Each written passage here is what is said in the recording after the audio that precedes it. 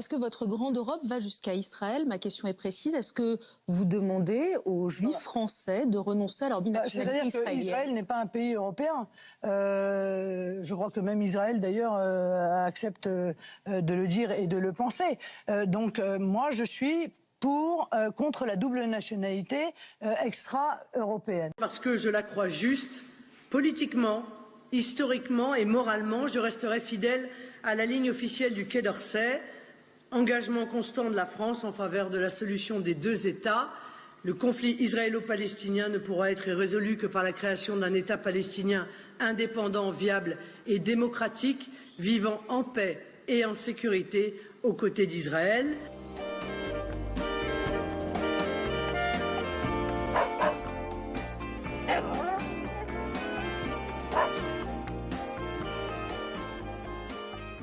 À cette interview, on retient certaines expressions tenues par le président français, notamment cette phrase « Gaza, c'est la honte ». Que pensez-vous de cette formule ?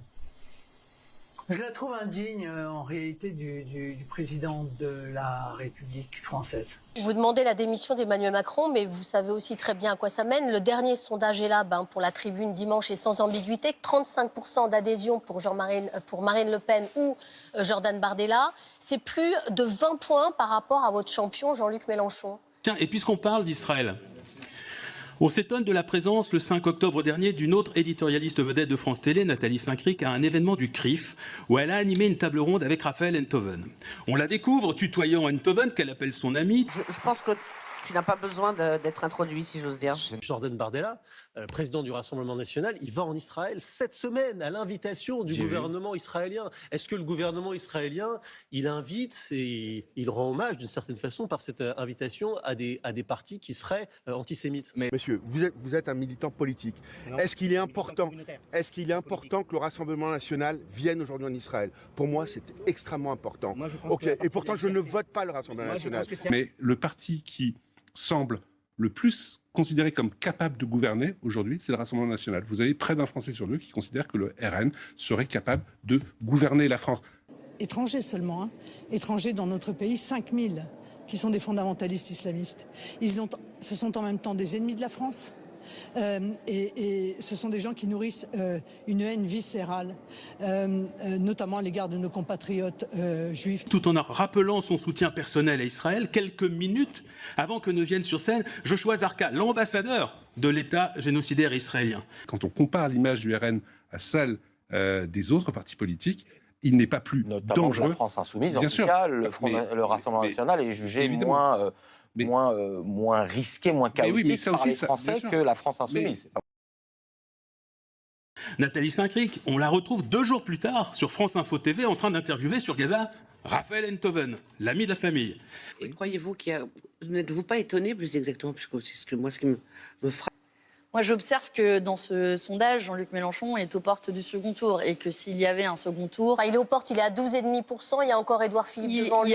En fonction des hypothèses, il est entre 12,5 et 15,5. Non, mais c'est 20 points de moins on est à un an et demi. On est à un an et demi. On est à un an et demi.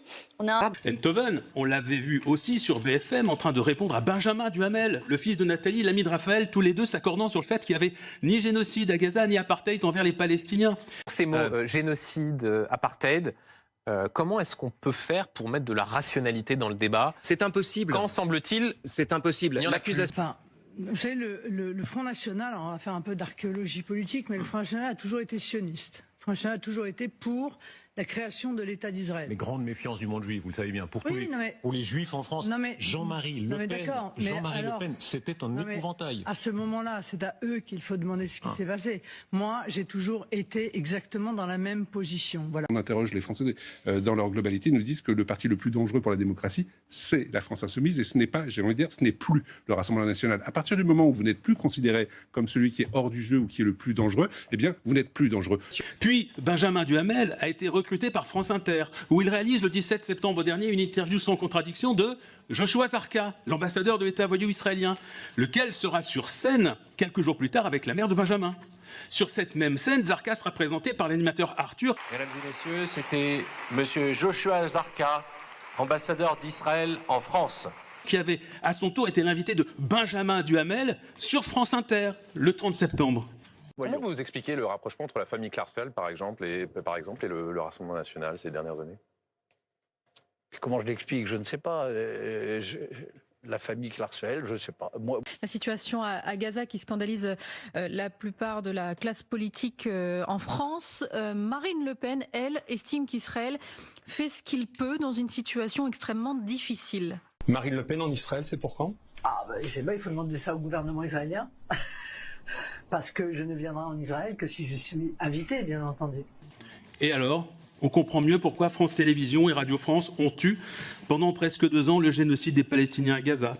Pourquoi elles l'ont d'abord invisibilisé, puis nié, puis finalement l'ont minimisé, refusant de rendre compte objectivement des rapports de l'ONU, des ONG, des instances de justice internationale, refusant d'accorder la même attention aux victimes palestiniennes et aux victimes israéliennes. Depuis 2 ans et jusqu'à aujourd'hui, la voix de l'État voyou d'Israël a été vigoureusement portée sur le service public de l'audiovisuel, tandis que celle des enfants palestiniens a été délibérément étouffée. C'est une faillite pour France Télévisions et Radio France.